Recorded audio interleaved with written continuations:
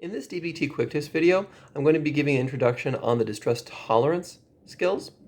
In this introduction, just covering the basics of what to expect out of these skills, how to use them, when to use them, and what the goals are for this particular set of skills.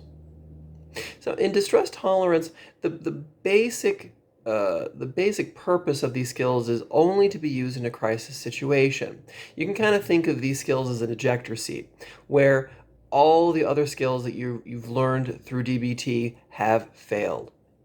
Anything and everything that you can think of hasn't worked, and that your emotional overwhelmness, the deep sadness, the deep anger, the rage, any are out of control, and you're approaching destructive behaviors.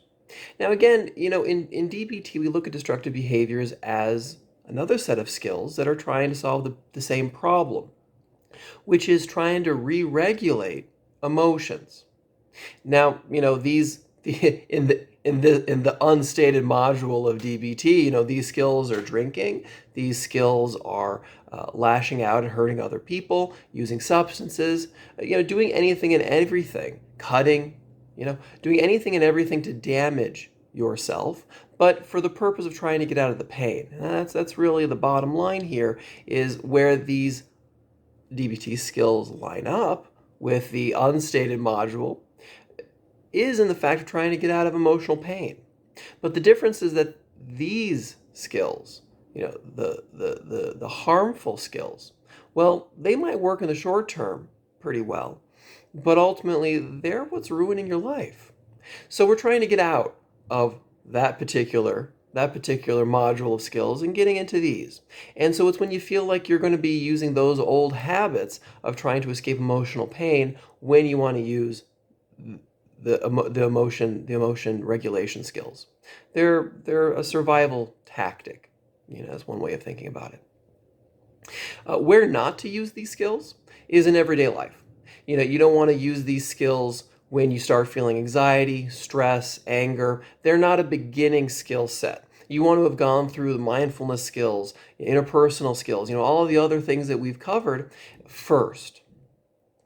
And the simple matter is because there's an element of these skills which aren't exactly ideal. They are centered on avoidance. Like I said, these are an ejector seat set of skills, and you don't want to run into what's called the boomerang effect.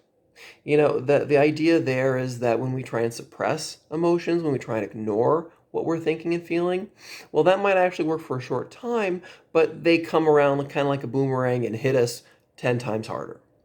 So when using these skills, this is really as a goal of how to use these well is to survive the moment, to try and gain some peace, some calm. It doesn't have to be perfect. Chances are it won't be perfect. But it's almost like you're trying to recalibrate yourself here. It's pressing the reset button to then immediately get back in to one of the other skills that are more adaptive, more engaging, more open and accepting to the thoughts and feelings you're having, again, in a constructive way.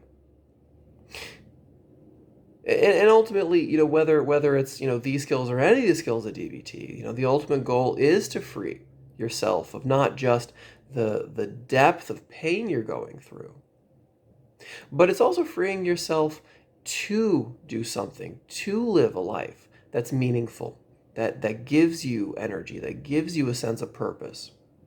That's the bottom line. So again, with the tolerance, the distress tolerance skills, our goal here is temporarily reshift what's going on. This is pressing the reset button.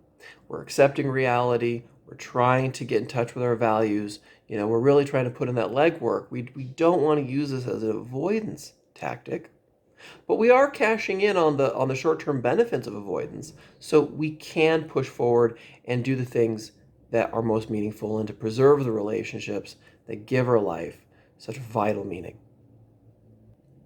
I hope you liked this video. If you did, go ahead and give it a like or share it with your friends. If you want to send me a comment, you can do so in the comment box or check out my website and shoot me an email. And if you want, you can support my work on Patreon.